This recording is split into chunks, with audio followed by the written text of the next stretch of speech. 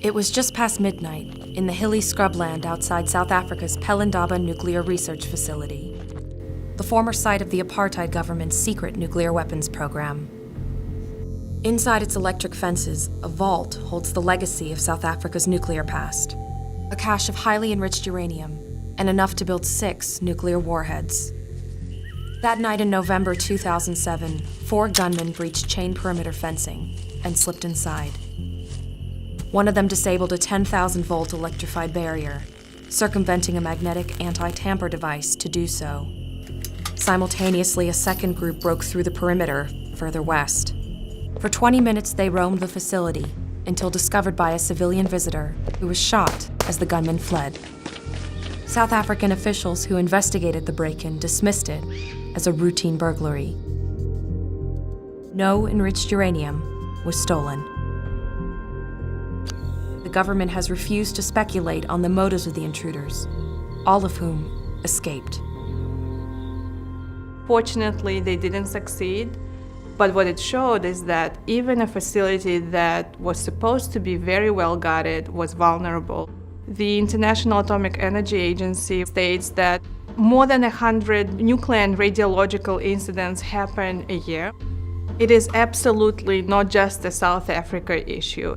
A nuclear security incident in one country can lead to a nuclear terrorist event in other parts of the world. There are 4 phases of nuclear terrorism. 1, terrorists could acquire through theft or purchase a nuclear device. 2nd, they could build a nuclear device using highly enriched uranium or plutonium. 3, they could sabotage a nuclear power plant. And 4, they could create a dirty bomb with a conventional explosive surrounded by radiological materials. They'd have different levels of consequence, but we got to worry about all of them. In 2010, President Barack Obama launched a series of nuclear security summits. As a consequence of the work that's been done collectively, 12 countries and 24 nuclear facilities around the world have rid themselves entirely of highly enriched uranium and plutonium.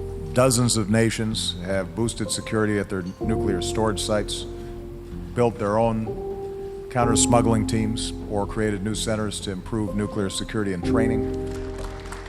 The Nuclear Security Summit process has been an important initiative by the Obama administration, but it hasn't been completely sufficient. It really hasn't addressed the overall governance. How are we going to deal with the rules and regulations of nuclear security on a global basis?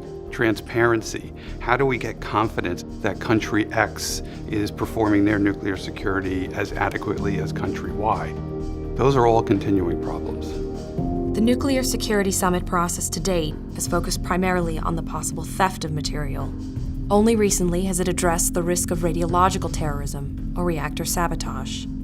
And it explicitly does not address the 85% of nuclear materials in the military sector.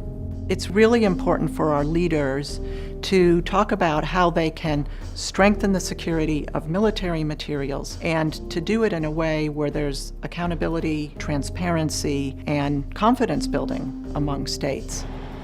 A major concern is the highly dispersed former Soviet stockpile.